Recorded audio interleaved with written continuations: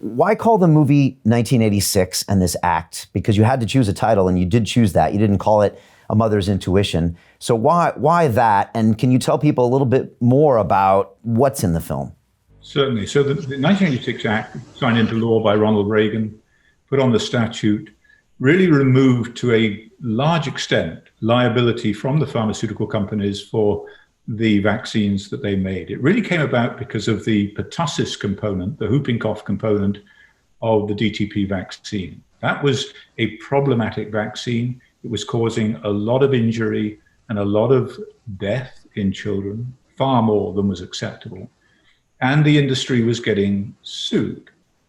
And so they went to the government and they said, you want children to have this vaccine, the states mandate the vaccine, and you require it.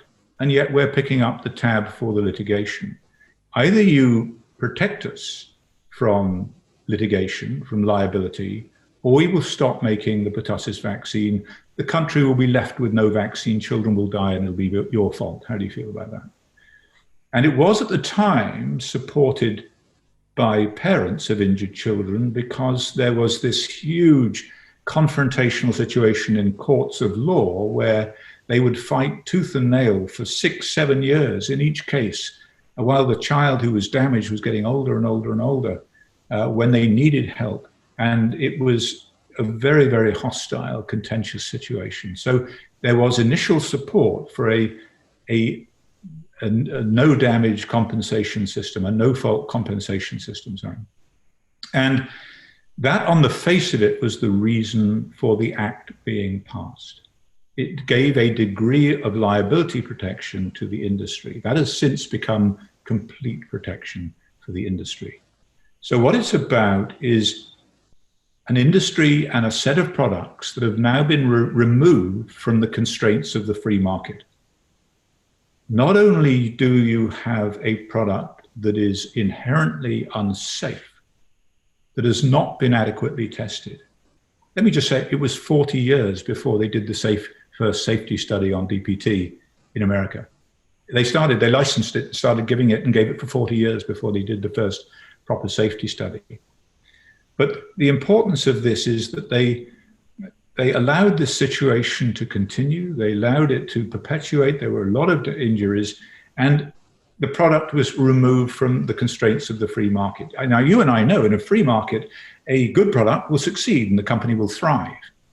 A bad, unsafe product will not. It will sink to the bottom and it will finish. And either the companies improve the product or they will perish in the marketplace. Well, when you take a product out of the constraints of the free market, then you remove that. Then you have a nightmare, you have a problem, because what happens next is that you mandate that bad product. You mandate that product for which there's no liability. And now you have an industry that has the perfect business model. No liability and a mandated market. All they can do is make a massive profit. And that's exactly what they did. They made a huge profit.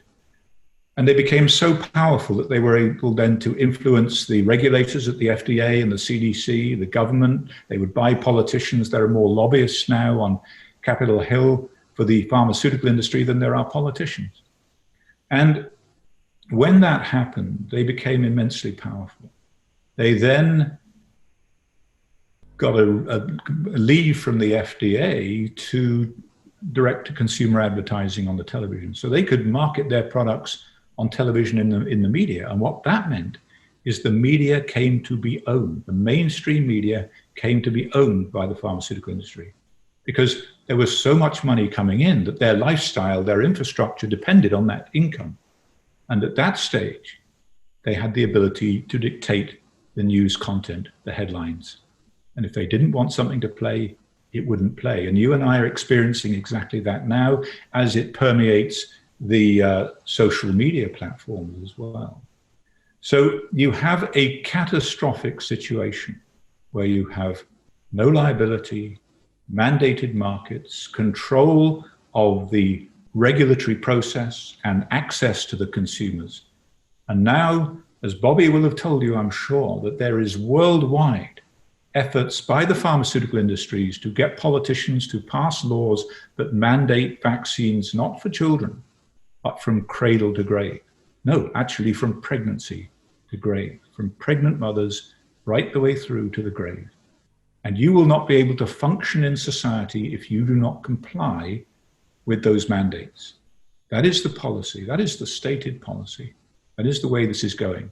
And the importance of this film, which pits this huge behemoth against the mother's intuition, is really a David and Goliath story writ large.